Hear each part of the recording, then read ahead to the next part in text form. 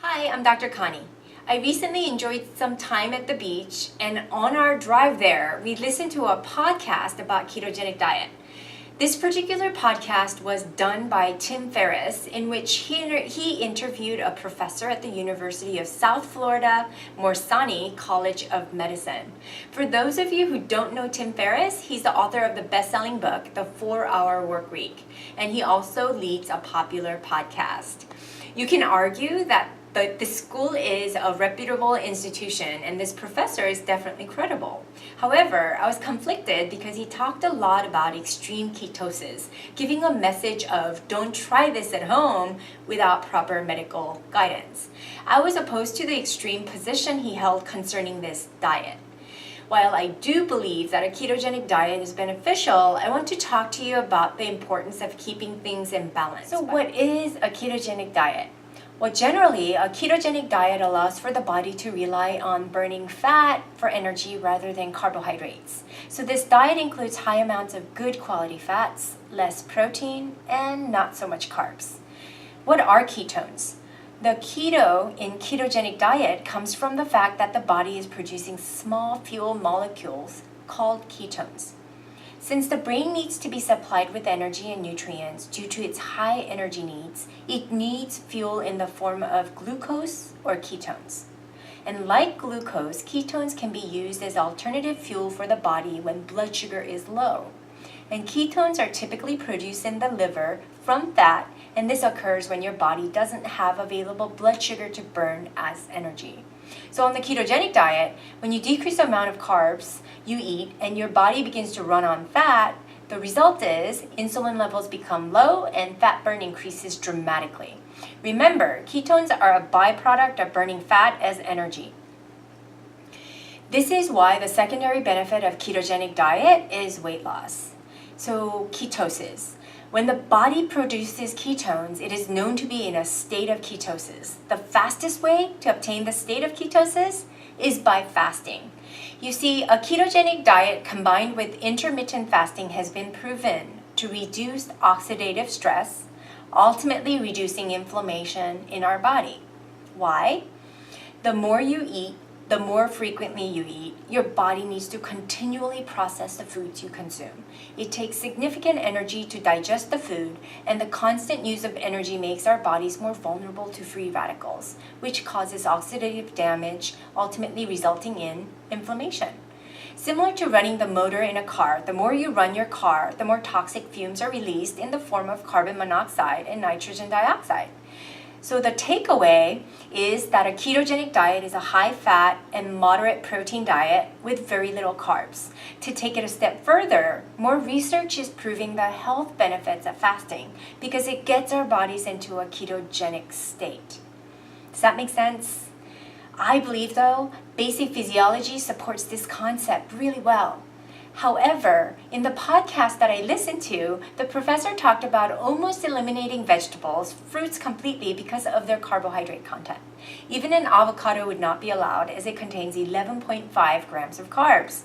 Never mind the good monosaturated fats, minerals, and fiber that it contains that we also need. This is where I have issues with taking any physiological concept a little too far.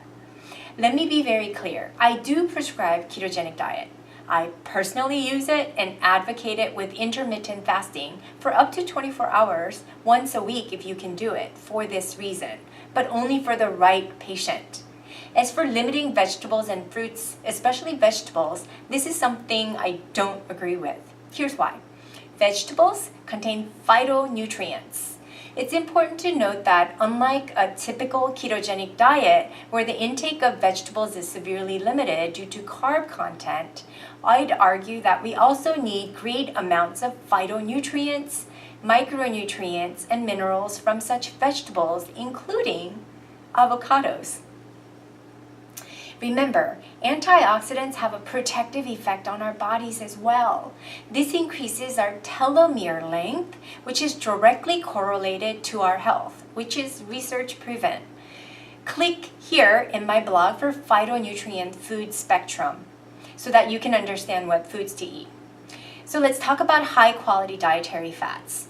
High quality fats are important because the energy center in our cells is made up of fatty acids, specifically omega-3 fatty acids.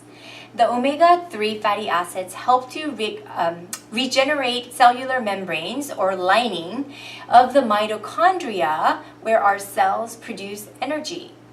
And it has low glycemic impact.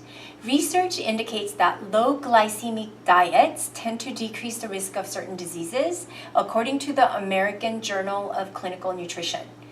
Many vegetables are very low glycemic and keeps our blood sugar levels under control. So metabolism. What is metabolism?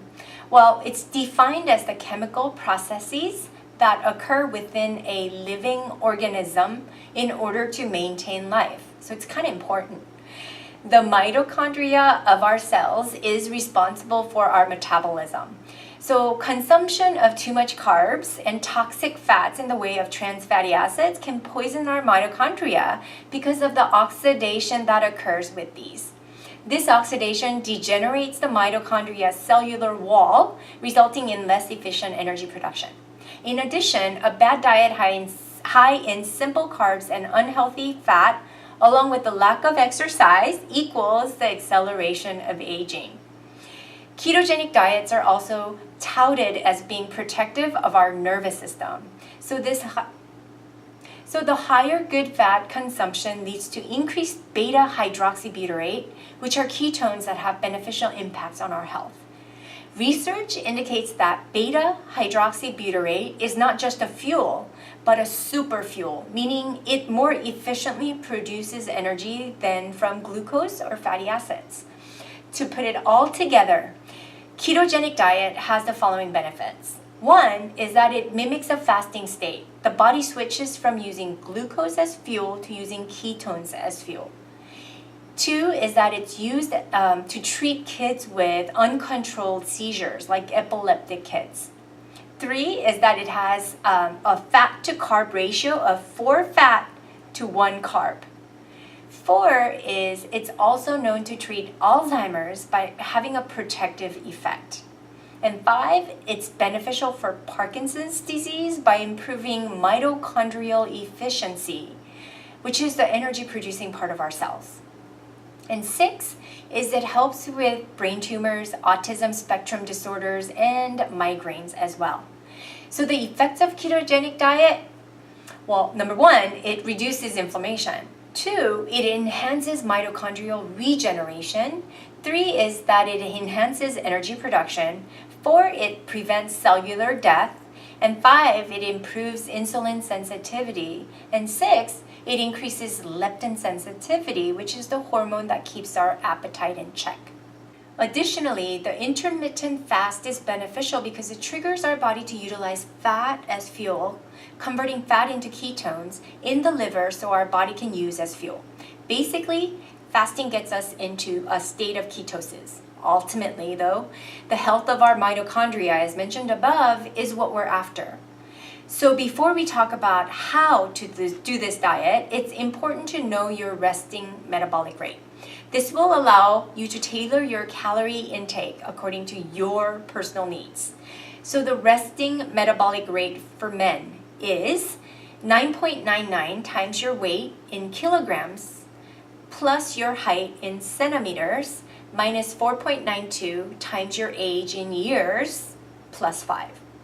For women, it's 9.99 times your weight in kilograms plus your height in centimeters minus 4.92 times your age in years plus 5.